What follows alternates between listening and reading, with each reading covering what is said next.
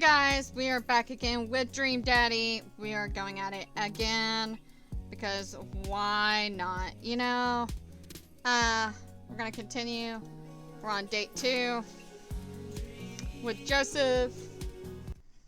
I'll workshop it there. There's a gym in there somewhere, so I forgot that Jesus is coming. Yes. I'm really glad you're here, Bobby. Are you enjoying my company, or did you just lure me out here for my strong arms and height advantage? Right. A little bit of both. It's always something with you, Joseph. Yeah. Something handsome and poised. You're not poised. Hey. Debatable. We are back again. Sorry, I took a small pause. You just alluded to breaking the child's vape pen. I lost the debate. You ready to do this? Let's make some magic happen. Oh. Magic isn't real, Bobby. God said that. God was also a bush one time. Oh. True. Joseph and I grab a stepladder and walk over to Ernest's banner. That turd Ernest had one final trick up his sleeve. Looks like this nightmare is stapled and taped 6 ways from Sunday. Any ideas? What happened to your strong arms and height advantage? Alright, I forgot about those. But I realized my oversized dad fingers are far too large to get leverage on the tiny staples. Got a hammer I can use to pry these off? Bobby, this is a church.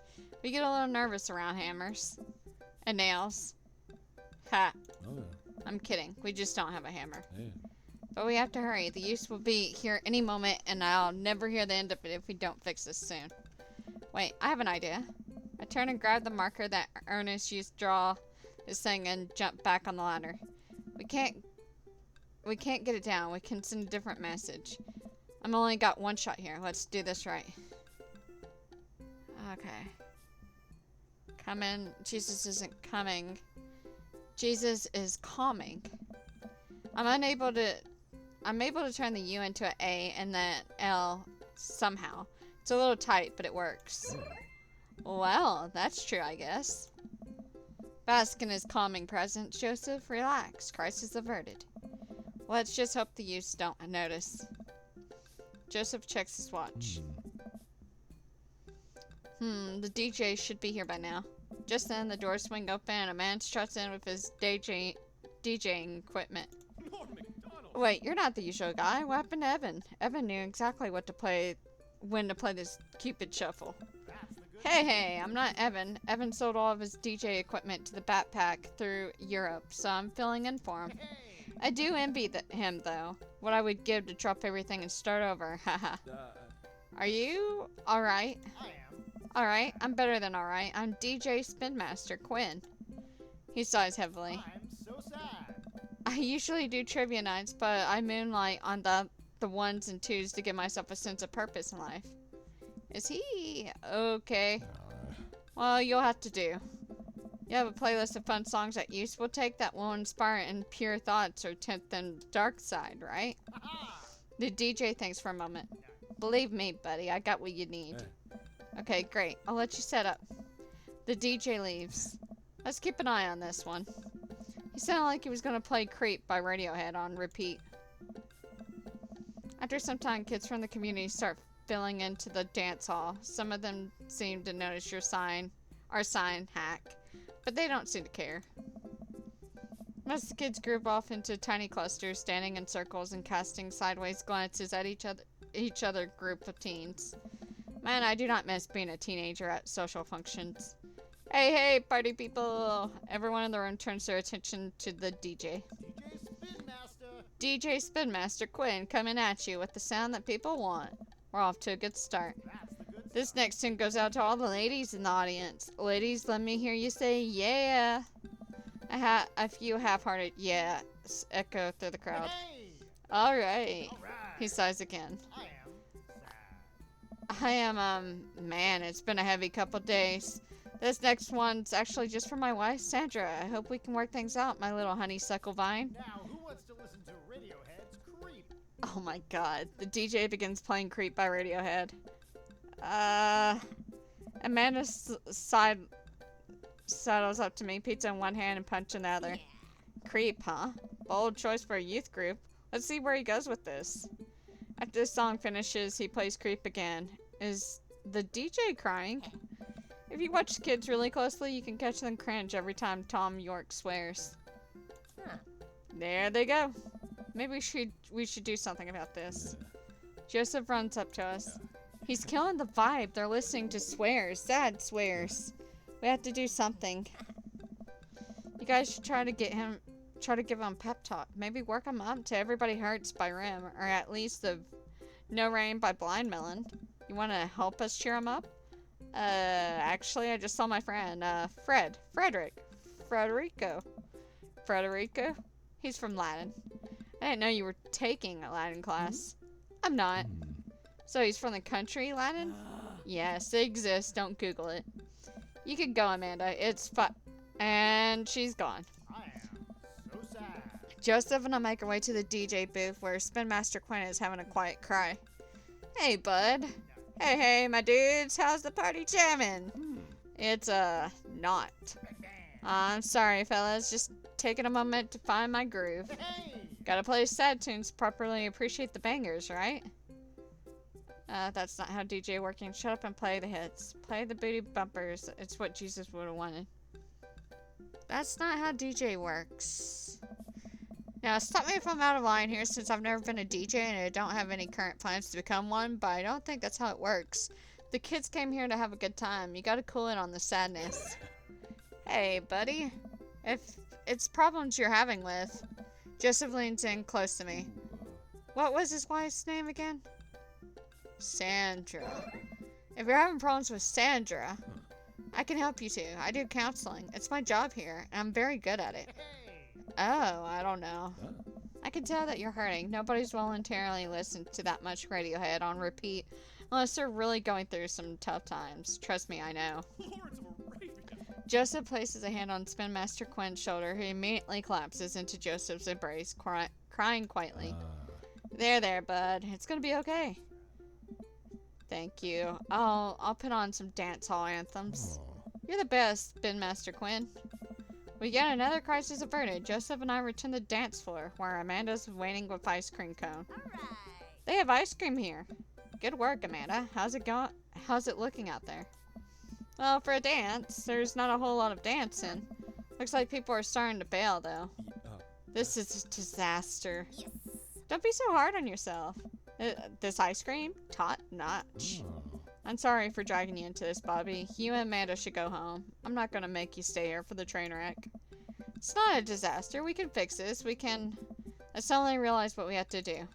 Amanda, get out there. Here. I don't think you're gonna want to be here for this or be seen with me after this. Oh God, you're not going to. I throw my car keys to Amanda. I'll get a ride back with Joseph. Just remember me as I am right now, not as what I'm about to become. Amanda nods. Nice knowing you, Pops. She runs out the door.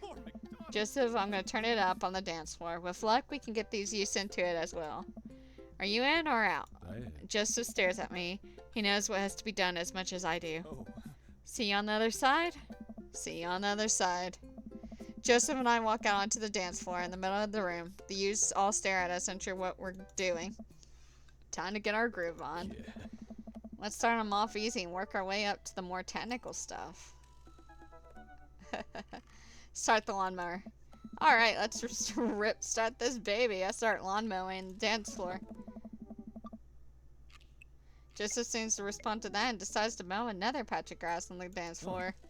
That's stuff. I look around. Well, it looks like we got everyone's attention. Alright, Bobby, let's turn up the heat. Let's do the sprinkler. I pull out the classic hand behind head, pointer finger out. I point at and make direct eye contact with several of the youths in the room. I think it makes them feel uncomfortable, but I push past it.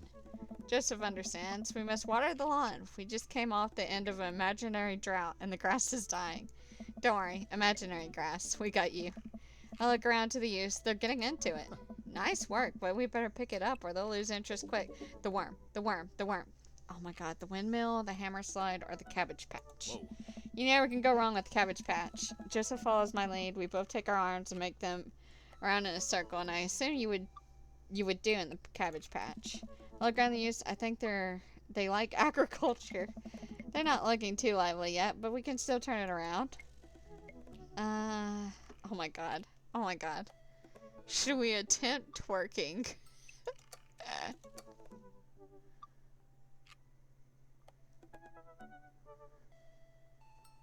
Moonwalk. I start sliding my feet backwards. I can't tell if this looks good or not, but I think these kids have seen enough people doing moonwalks that I understand the general concept. Joseph makes a moonwalk attempt as well. Surprisingly, dude pulls it off flawlessly. I look around the youth. They're cheering. Alright, time for the big finish. The worm. The worm. Attempt to lift Joseph up Dirty Dancing style death drop. I approach Joseph emotionally. I'm about to lift him up. Ooh, cracker barrels. Are you strong enough to do that? I don't know. Without regard for human safety, I summon all my might and lift Joseph above my head. It isn't quite Dirty Dancing, but Joseph is a good sport and spreads his arms while I spin him in a circle. I look at the crowd. They seem to love it. The kids swarm the dance floor. They're all laughing and dancing to the music. Looks like our job here is done. Somehow, obligingly, the kids take the dance floor and start to move around. Before long, they starting to laugh and enjoy themselves. It was dicey, but we'd done our jobs. Come on, the rest of the chaperones will take it from here. What? I have something to show you. Joseph leads me on the main room and down various darkened corridors of the church. I can barely see anything and find myself tripping over my own feet. Where are you taking me? Joseph, I think I lost you. His hand finds mine in the darkness. I'm right here. I'm glad you can't see me blush. We keep walking. Where are we? This church is huge. We're almost there. Actually, I have to admit that I was a little dishonest with you. I didn't just invite you out here to help me chaperone. What happened to lying being one of the 10 things you're not supposed to do? I think there's an exception for when you're trying to surprise a friend. Joseph closes the door behind us. I guess we're in a random room in the depths of his church now. What could he possibly have planned? So, last time we talked about escaping to an island where we could live out an easy tropical lifestyle where our only worry is trying to find that lost shaker of salt. Since we can actually do that, I figured I could bring a little bit of the tropics to Maple Bay. It's not quite Margaritaville, but something like it. Joseph throws on the lights. Aww, look how cute. Welcome to Margarita Zone. I look around, my eyes adjust to the light. It's his office, but there are twinkle lights strung across the walls, little garlands of fake flowers, and 2 beach chairs set up in front of the desk. There's a blender and 2 glasses sitting on the table. Ukulele music plays softly in the background. Joseph, this is amazing. Yeah. There's no pop-tops to step on here, buddy. You did this for me? Joseph takes a seat and gestures for me to do the same. I did this for us. I think we both earned it. I settle in while Joseph pours us some margaritas. You really went all out. Whoa. I have a flair for the dramatic, and you can't lead the community if you don't know how to make a good margarita. I take a sip of mine. This is a killer margarita. I would follow this man. Do you think the dance is going okay without our sick dance moves? Hey. No, not here. You're missing the point of Margarita Zone. Oh. Margarita Zone is a place of rest and relaxation. It's a place where you can kick your feet up and forget about your worries for a while. Watch out for blown out flip-flops. Let's get tattoos of Mexican cuties.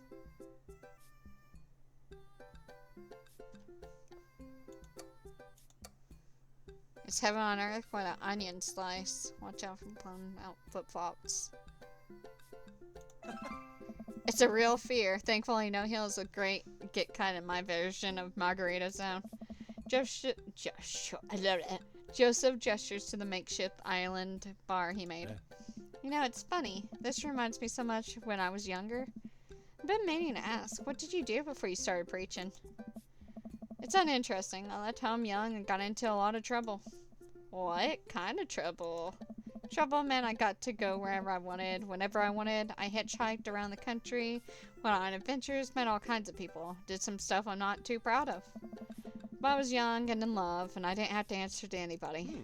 And now, I host fundraiser, car washes, and take the kids soccer practice on the weekends. Sorry, I don't mean to get heavy here. It's okay. Seems like you spend a lot of time taking care of others, but not enough time taking care of yourself. If you need to talk about it, I'm here for you. Joseph stares deeply into the blender filled with ice and margarita mix. It's just, I think about Margaritaville a lot, or I guess the concept of it. A place where I could strum on my sixth string while I wait for the shrimp to boil, drink margaritas all the time, forget my worries. It's an easy life.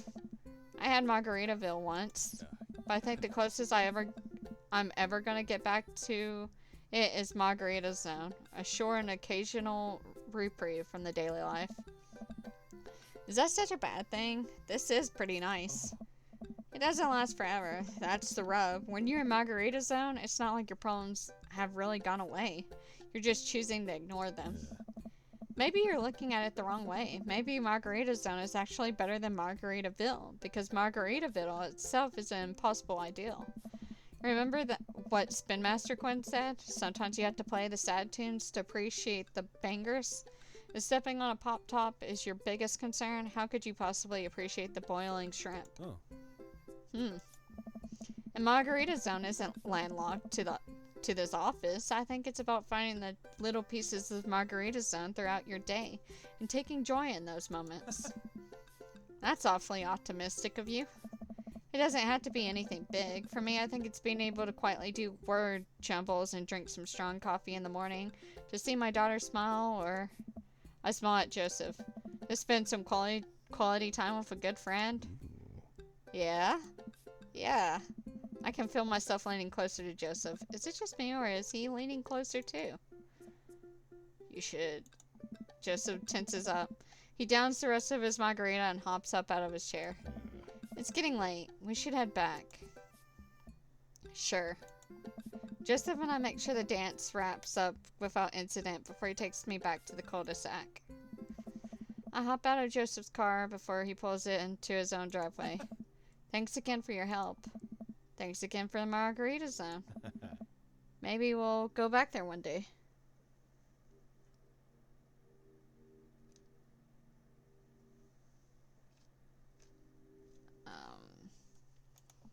If we do, it'll be my own damn fault. Joseph chuckles and drives away. I walk into the living room and find Amanda curled under a blanket and groaning on the couch. Hey, Panda, you feeling okay? Dad, I have a tummy ache. Eat too much youth group food? I drank too deeply from the well of life, and now I pay the price. Can you all hear me? Yeah, okay. And by will of life, I mean that big lukewarm punch bowl of seltzer juice and sherbet. Amanda slides to the floor with an elongated groan. Need anything, kiddo? A time machine that goes back approximately 2 hours in the past so that I can warn myself of the folly of excess. I'll pour you a glass of water. Love you, Pops. How'd the dance go? Oh, I crushed it. Got the kids on the dance floor at the expense of my dignity. A fair trade. Also, everything hurts. I'll see you in the morning, kiddo. Night, Dad. Cool. Date complete.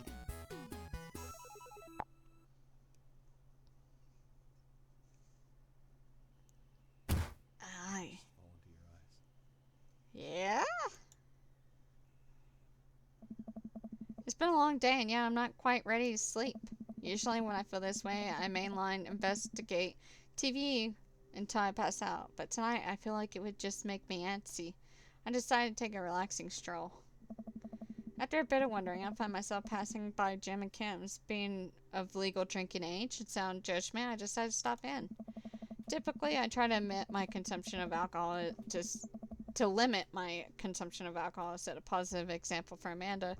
But I also feel a responsibility to play a role as a social agent in our community. And a watering hole such as Jim and Kim's is the perfect place to do it. Also, I desperately need a beer. Jim and Kim's is lively tonight. The patrons are milling about, and even Neil seems to be having a good time. Coming here was a good idea. As I reach to collect my beer, I see Mary at the end of the bar. She's not semi-ironically throwing herself all over anyone. In fact, she's alone. She looks sad.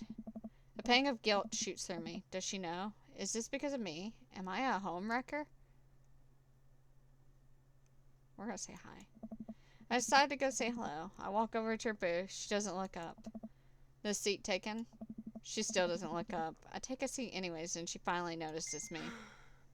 You. Okay, this may be not the best idea. Hey. Having fun with your new best friend, Joseph? He's a great... I'm so glad. I'm happy for you two.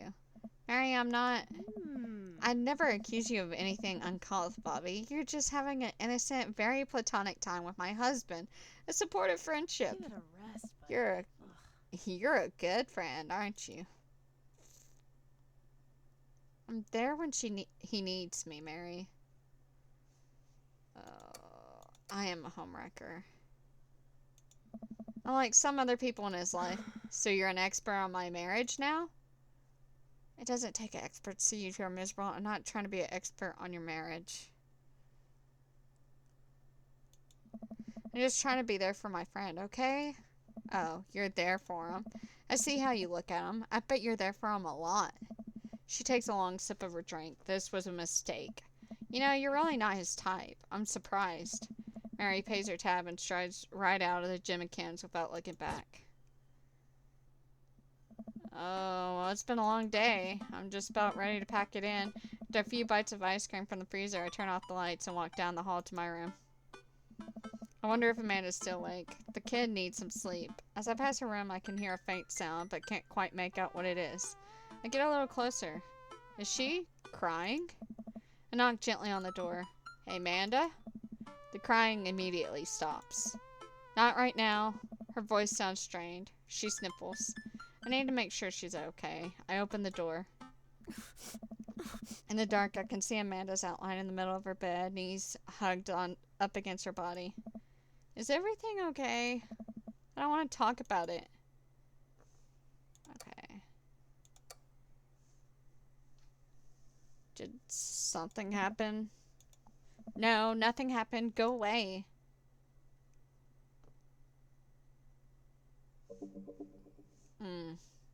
Something must have happened. Amanda, get out. Okay. I quickly leave her room and shut the door behind me. Once the door closes, I can hear her crying again. Wow. What has her so upset? She seemed fine earlier. She's usually so open with me. Did I do something wrong? Is she mad at me? I guess if she wasn't before, she definitely is now. I can't even remember the last time she snapped at me like that. I have a hard time falling asleep, but when I finally do, I'm still thinking about Amanda. After a long night of very little sleep, I roll out of bed and make myself a pot of coffee. Amanda should be up for school soon. Maybe she's willing to talk about whatever's bothering her. Oh, she's mad at me. About 10 minutes before she's supposed to leave, Amanda comes out of her room, makes a beeline for the freezer. Morning, Amanda. Morning. She drops a frozen waffle into the toaster and slams the freezer shut. She won't look at me. Yikes. So, anything big going on at school today? No. Okay. Do you need a ride to school? No. Want some coffee? Amanda pulls the toaster lever up and takes her still freezer burned waffle out before it's finished cooking. I have to go. Amanda picks up her bag and storms out. Okay. I haven't seen her act like this in a long time. It's usually short-lived, but it always hurts. Hopefully this will blow over and things are back to normal soon. I sit back at the kitchen table and look at the picture of Amanda and I hanging on the wall. In it, I'm teaching her to ride a bike. Her face is a mixture of excitement and pure, unadulterated fear. I remember how determined she was. Every time she would fall off and scrape her knees, she would get up and try again. Finally, I had to stop her because she was bleeding everywhere. Then she started to cry because she didn't think she needed bandages and wanted to keep trying. As I put the bike away, she just stood in the middle of the street and screamed. Then I took her for ice cream and it was like nothing ever happened. After giving it a bit of thought, I decided that if I forced her to talk about it, I'm only going to make things worse, but I have an idea. I start rummaging around for ingredients. I hear Amanda walk in the door. Instead of heading for the kitchen like she usually does, she makes a beeline for her room. She's clearly trying to avoid me. Hey, Pumpkin? What? Can you come here for a sec? There's a moment of silence. Yeah? I wanted to say sorry about last night. I'm just worried about you, kiddo. I get scared when I know something's wrong, and I get even more scared when I feel like I can't do anything about it. Dad, So just whatever it is, and you don't have to tell me if you don't want to, but whatever it is, just know that you have a dad in your corner who wants you to be happy. Oh no. Honey, you know I'm bad with words, so I was hoping I could speak a language we both understand. I pulled a cake out of the refrigerator and placed it on the table. Hopefully the frosting has set by now. Ta-da! Dad? It took me... Sorry you're sad, but I support you 100%. Took me a really long time because I ran out of red frosting somewhere around sad and had to start over, and this is beautiful. It's strawberry. Amanda gives me a big old hug. I grab some plates and forks and serve us some delicious cake. So, it's really stupid. What is? This whole thing. I know I've been really weird lately, and there's just... I don't even know how to explain it. I feel like I might have to make you a chart. I'm listening. Do you want me to take notes? I guess I should start from the top. So you know how Emma R. is going to that fancy art school in California, right? Emma R. Oh my god, I don't remember. Oh my god, I don't remember. I need to know this. Okay, I think that's the best friend. Yeah. You got it. Oh, thank God. I was like, I can't remember for sure. I'm gonna go, best friend. You got it. Wow, proud of you. Anyways, ever since she got the acceptance letter, I've been feeling like she's drifting away, you know? And she's been spending a lot more time with Grace and Emma P. I just thought it was all in my head for a while, but then I found out from Rosie that both of the Emmas, Grace and Noah, all went to a party at Mackenzie F's on the same night. They all told me they were busy studying for the Calc Ab final. Yikes. Oh. So, another important piece of information is, God, this is embarrassing.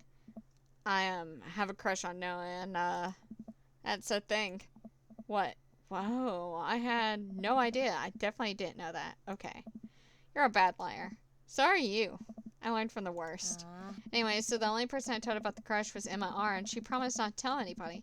I didn't confront them about the party thing because I didn't want to start drama, so I just kept quiet and keep going on about my business. Amanda sighs.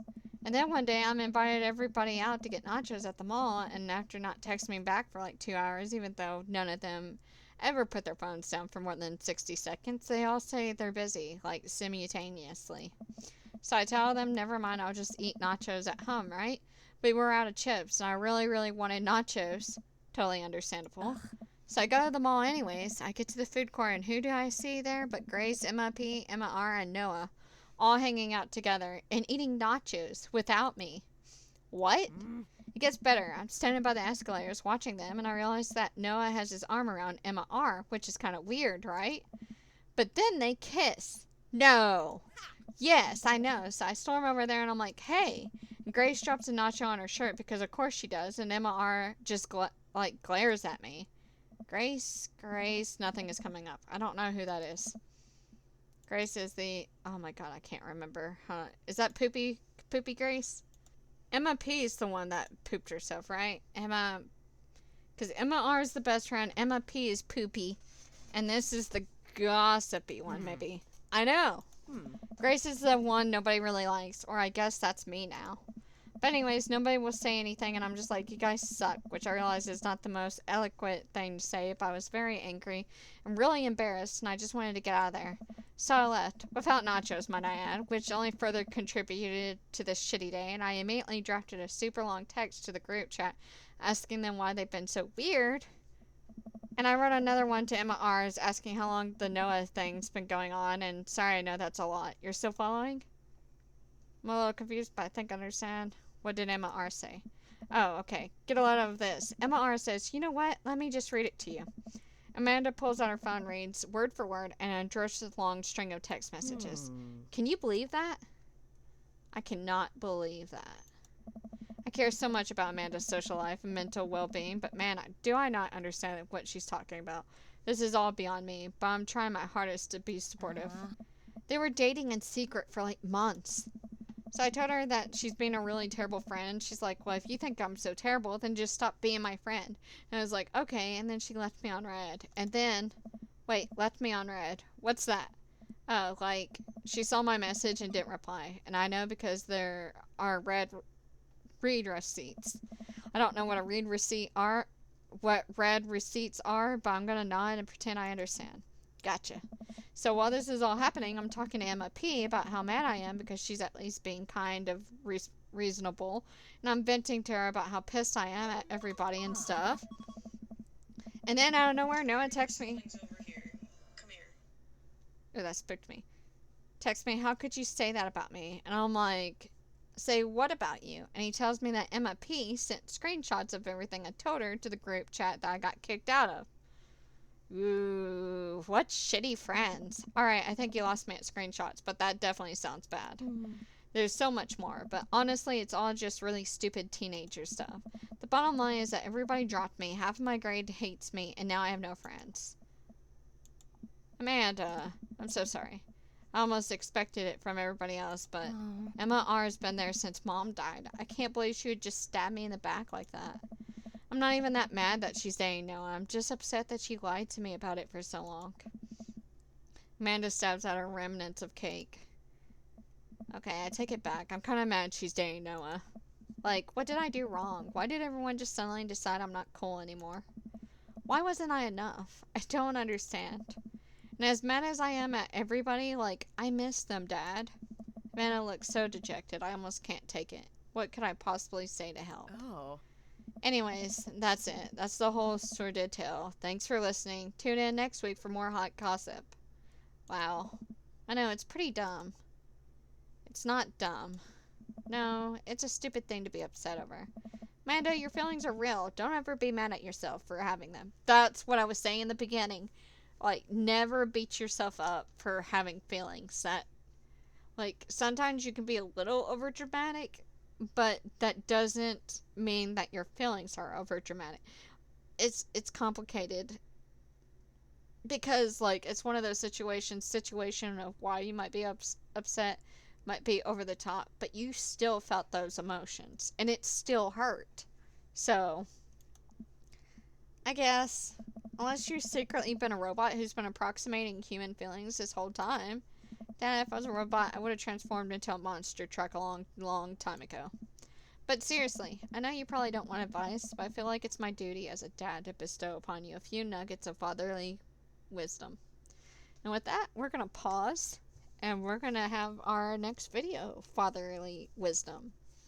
I hope you guys enjoyed, and I'll see you in the next video. Bye-bye.